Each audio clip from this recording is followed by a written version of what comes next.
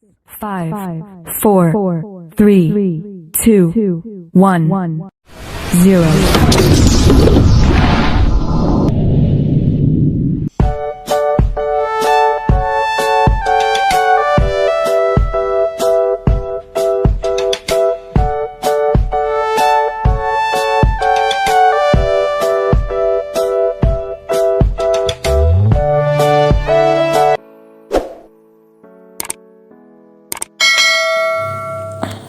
Halo anak-anak sekalian, Assalamualaikum warahmatullahi wabarakatuh. Pada kesempatan kali ini kita akan belajar pada tema 8, lingkungan sahabat kita, subtema 3, usaha pelestarian lingkungan. Dan kita telah sampai pada pembelajaran yang kedua. Anak-anak sekalian, sebelum kita mulai pembelajaran kita, jangan lupa untuk berdoa terlebih dahulu.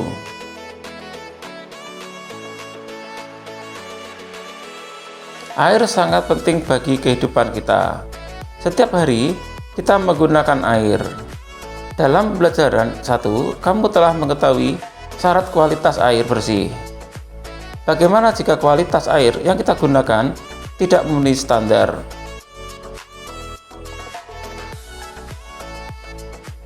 Anak-anak sekalian, jika air yang kita gunakan tidak memenuhi standar, tentu akan mendapat yang tidak baik. Apa saja yang dapat mengakibatkan tidak baik? Untuk mengetahuinya, mari kita jawab pertanyaan berikut ini. Pertama, apa yang terjadi jika kita mencuci baju menggunakan air yang tercampur minyak? Kita bisa mencuci baju menggunakan sabun atau deterjen.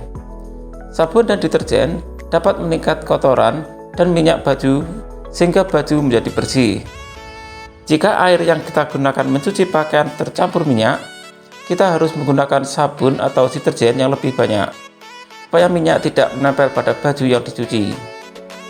Namun, air bercampur minyak tidak dapat digunakan untuk membilas baju yang dicuci, karena minyak akan menempel pada baju.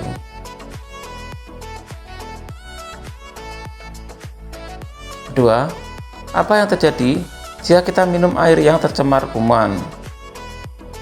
Jika kita minum air tercemar kuman, kita akan sakit perut. Oleh karena itu, sebaiknya kita minum air yang sudah dimasak sampai mendidih dan disimpan dalam wadah tertutup. Ketiga, apa yang terjadi pada ikan-ikan di sungai yang menjadi tempat pembuangan limbah cair dari industri? Limbah cair dari industri mengandung zat kimia berbahaya. Jika limbah ini dibuang ke dalam sungai, kehidupan sungai akan terganggu. Ikan akan tumbuh, tumbuhan sungai akan mati. Anak-anak sekalian, berdasarkan jawaban tersebut, kita mengetahui bahwa kualitas air mempengaruhi kehidupan di bumi, baik bagi manusia, hewan maupun tumbuhan. Anak-anak sekalian, untuk lebih mengetahui betapa pentingnya air bagi kehidupan di bumi, mari kita lihat bacaan berikut ini. Hari Air Sedunia. Hari Air Sedunia atau World Water Day diperingati setiap tanggal 22 Maret. Dengan adanya peringatan Hari Air Sedunia, kita diingatkan bahwa persediaan air bersih semakin berkurang, padahal jumlah penduduk semakin bertambah. Persediaan air bersih semakin berkurang karena cadangan air tanah berkurang. Cadangan air tanah berkurang karena air hujan tidak masuk ke dalam tanah. Sebaliknya, air hujan langsung mengalir ke perut parit selokan, lalu ke sungai, terus ke laut. Air hujan tidak dapat masuk ke dalam tanah karena tidak ada akar-akar pohon yang dapat menahan air dalam tanah. Banyak pohon di hutan ditebang, lahan-lahan hijau berubah menjadi perumahan, perkantoran, dan kawasan industri. Berkurangnya cadangan air tanah mengakibatkan banyak mata air kering. Sumur-sumur gali pun cepat kering musim kemarau. Akibatnya, penduduk di daerah pedesaan kesulitan mendapatkan air bersih untuk keperluan sehari-hari. Hasil panen pun jauh berkurang karena tanaman pangan kekeringan.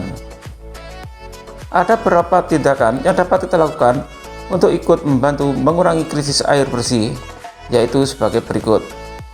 Pertama, menghemat penggunaan air. Kedua, membuat lubang resapan.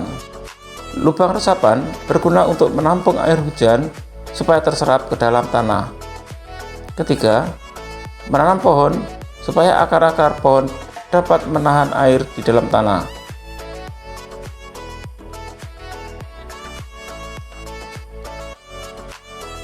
Anak sekalian, berdasarkan data tersebut, mari kita jawab beberapa pertanyaan berikut ini. Pertama, pada setiap tanggal berapakah diperingati sebagai Hari Air Sedunia? Pada Hari Air Sedunia diperingati sebagai tanggal 22 Maret. 2. Faktor-faktor apa yang menyebabkan persediaan air bersih berkurang? Faktor-faktor berikut menyebabkan persediaan air bersih berkurang. Pertama, cadangan tanah berkurang karena air hujan terus mengalir di permukaan air dan tidak masuk ke dalam tanah. Kedua, banyak pohon ditebangi sehingga tidak ada akar pohon yang dapat menahan air di dalam tanah. Ketiga, lahan-lahan hijau berubah menjadi kawasan pemukiman dan industri.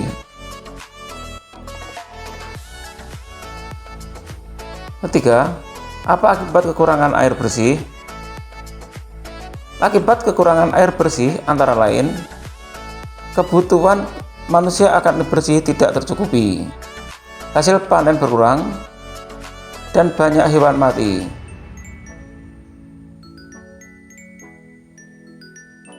Keempat, upaya apa yang dapat dilakukan untuk mengurangi krisis air bersih? Upaya yang dapat dilakukan untuk mengurangi krisis air bersih antara lain menghemat penggunaan air, membuat lubang resapan yang berguna untuk menampung air hujan supaya terserap air ke dalam tanah, dan menanam pohon supaya akar-akar pohon dapat menahan air di dalam tanah. Anak-anak sekalian, air sangat diperlukan oleh semua makhluk hidup, termasuk binatang. Perhatikan penenggalan cerita bergambar berikut ini. Gambar tersebut merupakan cuplikan dari buku cerita bergambar yang berjudul Kakek Bango yang Baik Hati.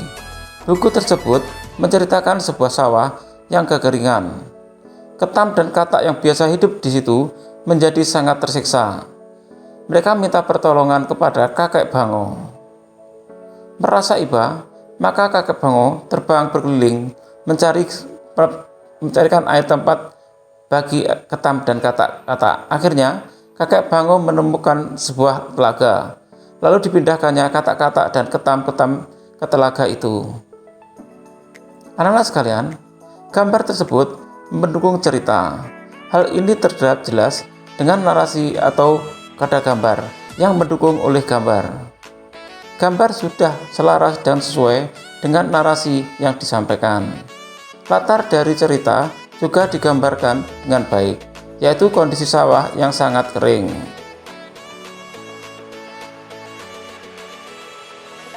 Anak-anak sekalian, karya gambar berita banyak kita temui pada buku cerita, terutama buku cerita bergambar atau komik. Berikut ini contoh gambar cerita yang berjudul Ikan dan Kak Deku.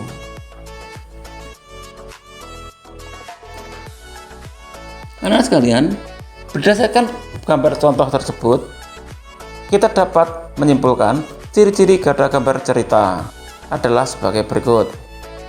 Pertama, memudahkan pembaca dalam memahami suatu penjelasan atau cerita. Kedua, memberikan gambaran singkat isi tulisan atau cerita yang disampaikan. Ketiga, menambah nilai keindahan sajian sebuah tulisan atau cerita. Anak sekalian, ciri-ciri pada gambar cerita, kamu juga harus mengetahui teknik menggambar cerita. Semua itu sudah kamu pelajari pada tema 6. Masih ingatkah kamu? Mari kita pelajari kembali. Menggambar cerita dapat dilakukan dengan teknik kering atau teknik basah.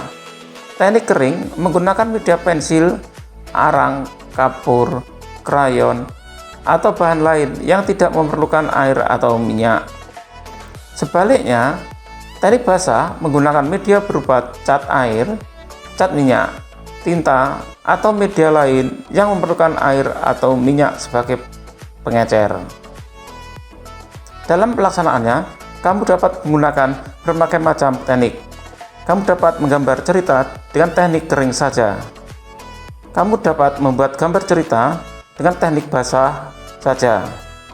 Namun, kamu juga dapat menggambar cerita dengan menggunakan teknik kering dan teknik basah. Demikian tadi anak-anak sekalian, pembelajaran kita pada tema 8, subtema 3, dan pembelajaran yang kedua. Untuk menguji pemahamanmu, kamu dapat membacakan latihan soal yang terdapat pada deskripsi video ini.